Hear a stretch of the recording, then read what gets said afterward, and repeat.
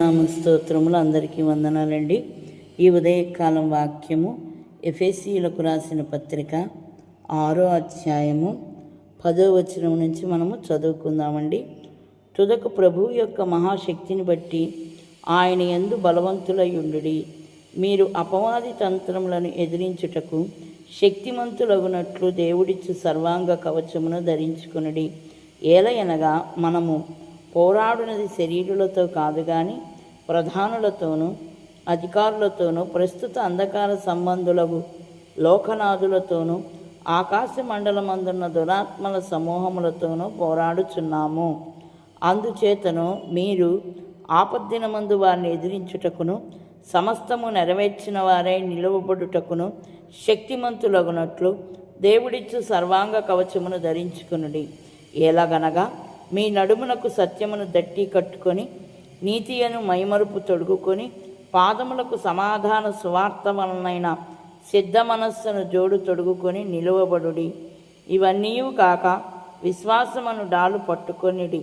దానితో మీరు దుష్టుని అగ్నిబాణములన్నిటినీ ఆర్పుటకు శక్తివంతులు అగుదురు. ఆమేన్. హల్లెలూయా. స్తుతి స్తోత్రం.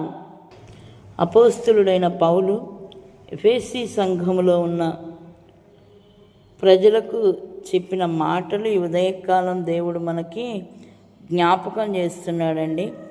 మహాశక్తిని బట్టి, ప్రభువు యొక్క మహాశక్తిని బట్టి ఆయన యందు బలవంతులై ఉండుడి.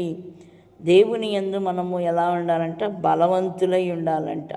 మీరు అపవాది తంత్రములను ఎదిరించుటకు శక్తిమంతులగునట్లు దేవుడిచ్చు సర్వాంగ కవచమును ధరించుకొనుడి. అపవాది తంత్రములను ఎదిరించటానికి మనం శక్తిమంతులముగా అవునట్లు దేవుడిచ్చు సర్వాంగ కవచమును ధరించుకోవాలంట. ఏలయనగా మనం పోరాడినది శరీరులతో కాదు. మనం బాగా గుర్తుపెట్టుకోవాలండి. మనుష్యులతో కాదు కానీ ప్రధానులతోనూ అధికారులతోనూ ప్రస్తుత అంధకార సంబంధులకు లోకనాథులతోనూ ఆకాశ మండలమందున్న దురాత్మల సమూహములతోనూ పోరాడుచున్నాము. ఎవరితో పోరాడుతున్నామంటే అండి, గొప్ప సైన్యమే ఉంది. దురాత్మల సమూహం అంట.